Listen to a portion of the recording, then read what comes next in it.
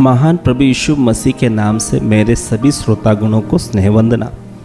इस आशीषमय सुबह परमेश्वर का वचन 2 तीमुथियुस 2 अध्याय 3 वचन में हम इस प्रकार पढ़ते हैं, मसीह यीशु के अच्छे योद्धा के नाई मेरे साथ दुख उठा।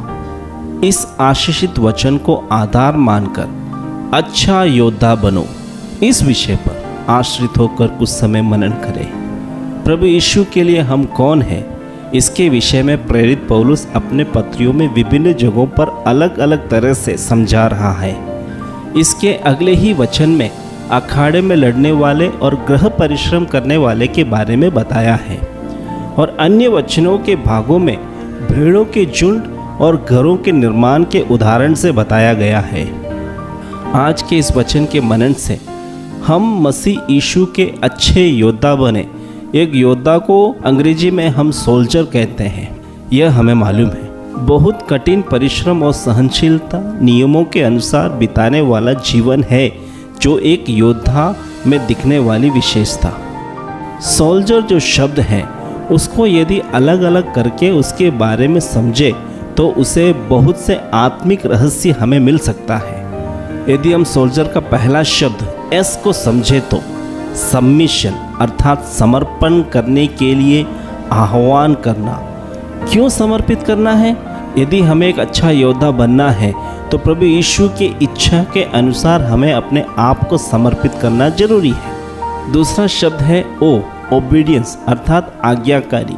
यदि हमारा मालिक जो भी आज्ञा दे उसे अंत तक बिना कोई उल्हाना किए उसे पूरा मानने की मनसा से जीवन बिताने को तैयार होना। तीसरा शब्द है लव अर्थात प्रेम। परमेश्वर ने हमें जिस बुलाहट से बुलाकर जिस लोगों के मध्य में रखा है उनसे प्रेम रखो, यह परमेश्वर एक अच्छे योद्धा से चाहता है। चौथा शब्द है डिसिप्लिन अर्थात अनुशासन। एक मसीह योद्धा जो अनुशासन से जीवन जीता है। पांचवा शब्द है आइडेंटिटी अर्थात पहचान। हमारी अपनी पहचान नहीं, प्रभु यीशु मसीह में हम कौन हैं, इस पहचान को समझकर जीवन में स्थिर रहता है, वही है जो प्रभु यीशु मसीह के लिए अच्छा गवाह होने का जरिया बनते हैं।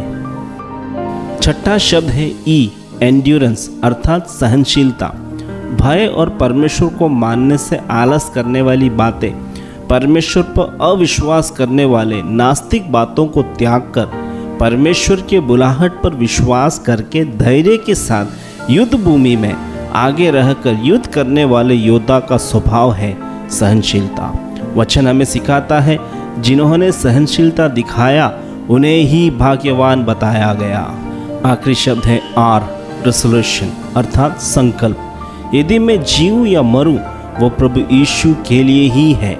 यह दृढ़ संकल्प के साथ लक्ष्य की प्राप्ति के लिए, सपनों को साकार करने के लिए, दर्शन की पूर्ति के लिए खड़े रहने वाला स्वभाव।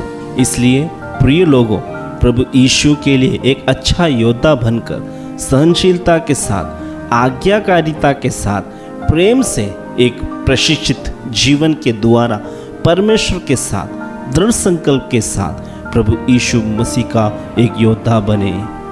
गीतकार के साथ हम भी मिलकर गाने पाए, मसीह यीशु का एक अच्छा योद्धा बनकर परमेश्वर का सेवा पूरा करने के लिए, चाहे नष्ट या कष्ट क्यों ना आए, चाहे कोई भी बोझ क्यों ना हो, एक अच्छा योद्धा हूँ मैं, एक अच्छा योद्धा हूँ मैं। इन वचनों से प्रभु हमें एक योद्धा बनाकर अपने राज्य के लिए सेवा पूरा करने के लिए बहुतायत से उपयोग करने पाए। आंखों को बंद करें, प्रार्थना करें। परम पवित्र पिता, आपने जो वचन दिया उसके लिए हम धन्यवाद करते हैं। मसीह यीशु का अच्छा योद्धा बन के सहनशीलता के साथ, दृढ़ संकल्प के साथ, मसीह जीवन में अच्छा गवाह बन के एक योद्धा के जीवन में होने वाली अनिवार्य योग्यता हमारे जीवन में प्रदान करके आपका अच्छा योद्धा बनाना मसीह यीशु के नाम से मांगते हैं। आमीन। Have a blessed day.